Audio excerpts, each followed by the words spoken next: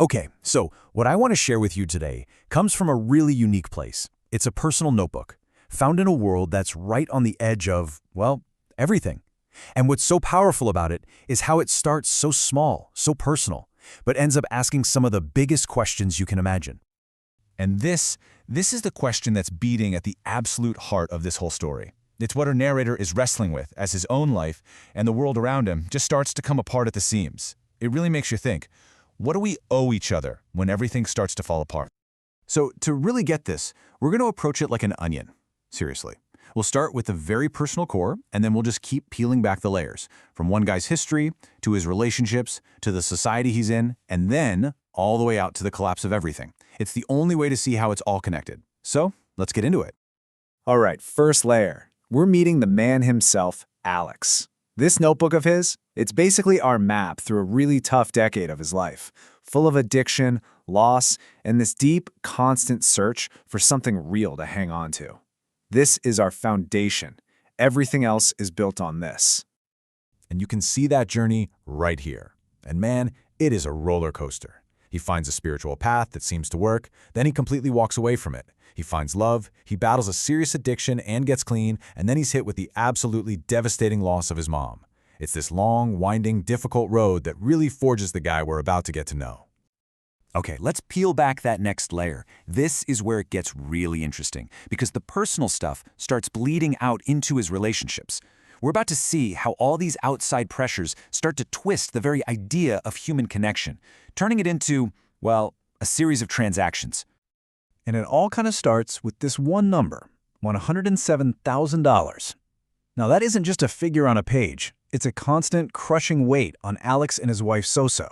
It's a ghost in the room that dictates their choices, poisons their conversations, and basically forces them to put a price tag on everything and everyone. This line just perfectly captures how that financial poison seeps into his friendship with his roommate Elias. See, Elias isn't addicted to a drug you can name. He's addicted to the scroll, that endless, mindless swiping on a screen. And for Alex, who's paying the rent, it feels like he's literally funding his friend's slow disappearance. And that strain, it doesn't stop with his friends. This raw, painful outburst comes from his wife, Soso, during a phone call. You can just feel the years of history behind it. Alex's past mistakes, their current desperation. The balance sheet has officially invaded their marriage.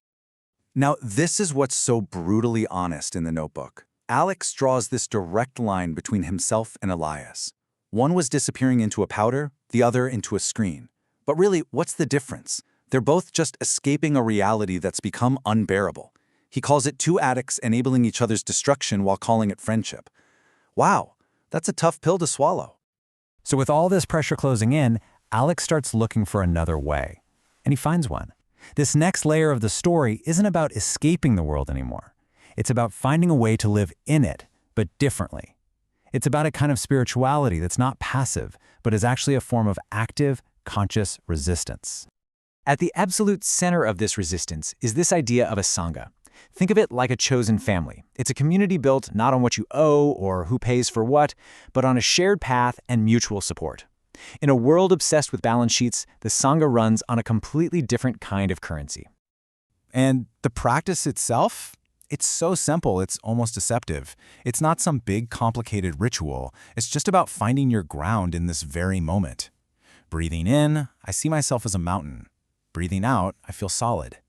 I mean, in a world that is designed to make you feel anxious and shaky, just the act of feeling solid is revolutionary.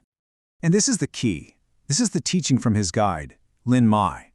The practice isn't just about finding some personal inner peace. No. Every single conscious breath is a small rebellion. It's you actively pushing back against the system that wants you distracted, anxious, and alone, because that's how it profits. So let's pull back to that fourth layer and see exactly what kind of system they're resisting. We're zooming all the way out now, to a society that's basically run by algorithms. A world that looks at real, messy human connection not as something beautiful, but as a bug, a problem that needs to be fixed and optimized away.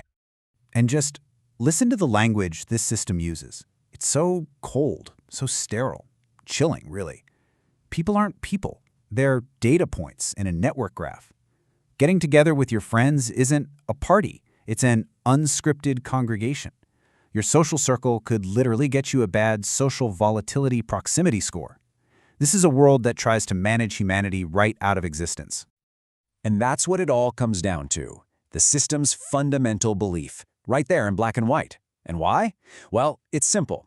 Community is messy. It's unpredictable. You can't control it. And for a system that craves order above all else, community is the ultimate threat.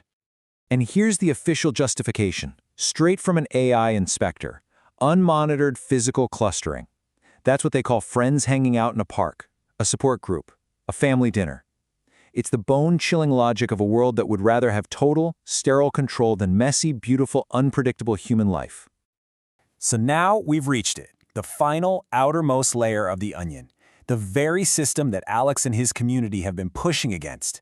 It starts to break. And not just locally, it breaks on a global scale. All those personal struggles, all that practice, it's about to be put to the ultimate test. And just look at how fast it all falls apart. In less than 4 hours, the world goes from a regional fight to all-out thermonuclear war. The same systems of control that were obsessed with managing tiny social volatilities were completely powerless to manage their own self-destruction. The collapse is just terrifyingly fast. And this is the final question, isn't it? The impact warning is issued for Los Angeles. 14 minutes on the clock, that's all the time Alex and his small community have left. After everything, what is the final practice? What do you do when all the noise, all the debt, all the systems just melt away and all you have left is this one final moment? Their answer is to return to the practice. In a dark, abandoned paint store, with sirens screaming outside, a handful of people make a choice. They don't panic, they don't run, they sit. They find that solidness inside themselves, one last time. And then, listen to the shift here. The practice goes from I to we. They're not just a few separate people in a room anymore. They are becoming one thing, a single shared consciousness. I see all of us as still water. In their very last moments, they achieve the one thing the system tried so hard to stamp out: true connection. And the end comes, exactly as predicted. Simple, total, absolute. There's no poetry in the description, just the plain, terrifying fact of it. But the Notebook doesn't quite end there. It leaves us with this final haunting idea. What if that moment of pure, shared consciousness, that practice of connection in the face of total annihilation, what if that doesn't just stop? What if that love, that shared presence, is something that transcends physics and fire? The Notebook doesn't give us the answer. It just suggests that maybe the practice itself was the whole point all along, that choosing connection right up to the very end is its own kind of eternity.